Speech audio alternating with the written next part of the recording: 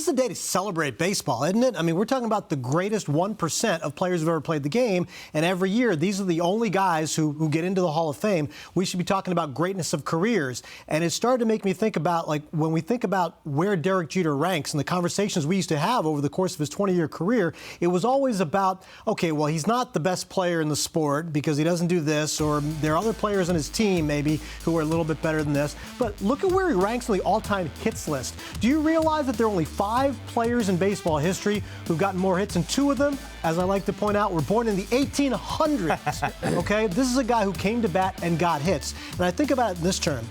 It's not about who was the best player at a certain point in time. The Hall of Fame to me is about great careers.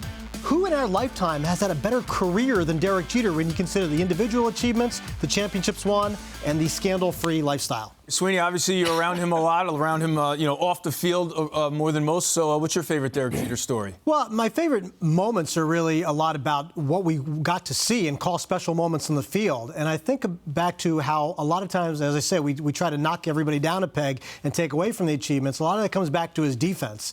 I'd like to point out that there are 2 plays in his highlight reel that we see all the time that are strictly defensive plays, and they aren't plays that anybody else has in their highlight reel. One is the dive into the stands against the Red Sox in 2004.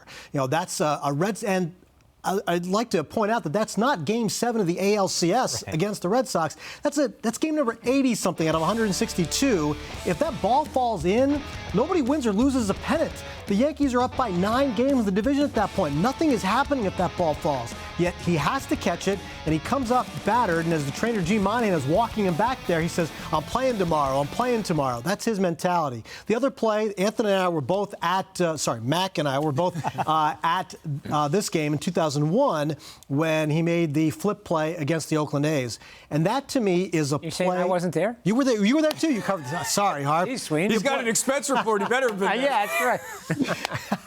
Well, so we were all there, and we saw this amazing play happen. To me, that's a play of preparation because it's awareness and preparation, right? Because, again, we talk about cutting him down defensively because his range was lacking or this and that. Well, look where he went on this play, and the reason he went there is because it was designed this way, and he saw the play unfold. And never, ever is anybody prepared for 2 cutoff men being overthrown or a guy being just slow enough to have a play at the plate.